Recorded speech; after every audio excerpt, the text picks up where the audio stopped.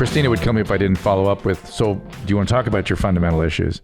Well, I'm sure, like, I don't know. I don't think I grew up under any like strange, crazy. It's just, my parents divorced when I was 10 or 11. They did not have a great relationship. May I offer moved something? A lot. Sure. And this is something just, I don't know where I'm going, but I know your mom. She's lovely. She's great. Best. And my dad was great too. Okay. I get empty set with your dad's. It's weird that I have I could call your mom. I know her. She's lovely. The best. Yeah. But I have no idea who your dad is. My dad. That there must be meaning in that. Yeah. And so, both my parents had interesting situations because my mom had not a great relationship with her mom and my dad had not a great relationship with his dad. Interesting. And I think there was some addiction in my mom's mom, although my mom doesn't seem to, there's no discernible expression of that I can see. Now this is not, I don't know your dad, I'm not passing judgment on it, but the daughter of the alcoholic usually, if she doesn't get the gene, marries an alcoholic. So my father was a drinker and shocking. there you go. It's almost like how this shit works. But my dad, my dad was a kind of a career drinker, drank his whole life, in a time when, again, he had a terrible relationship with his dad. He had some bad marriages. He lost some sons. He had real tragedy and trauma. God. Yeah. Before your mom? He lost a son before my mom. And then my mom gave birth prematurely. I would have had a brother. Like if my mom went through this pregnancy now, it would have survived.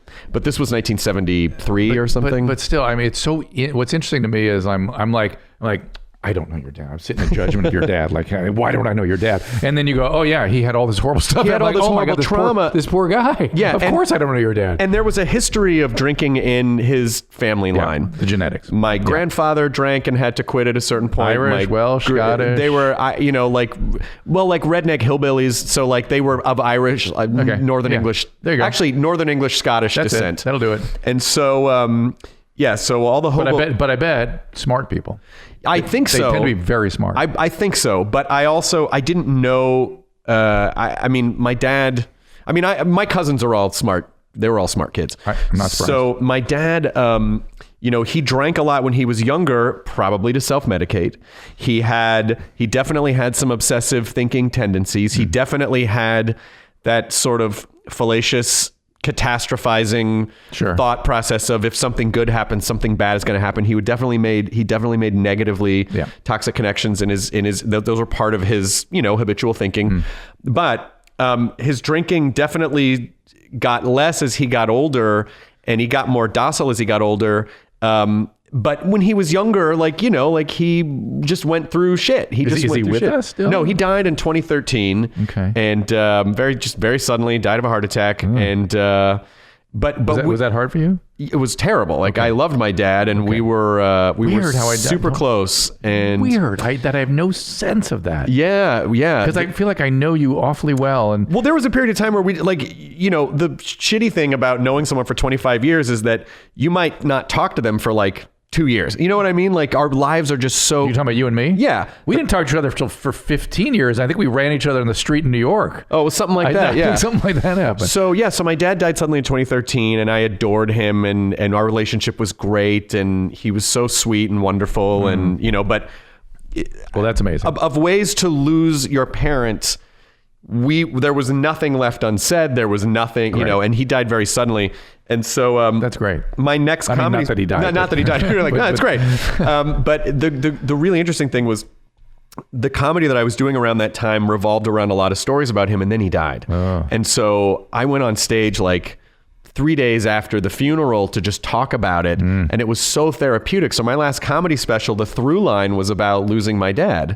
Just like Tig Notaro and breast cancer. Yeah, exactly. Yeah. And so as those are obviously two. Tig, put on the list. Those are actually obviously two different things to have to process. Oh, very different. But again, this is processing tragedy. Back to the comedic brain. I mean, that's defense. It's a defense mechanism. I don't think about. I think it more of as an acting out than a defense. I think it's a defense mechanism because I think we have to. That making jokes about things help us not only deflect, but also feel like we're in control of the situation. Okay. Because you're able to,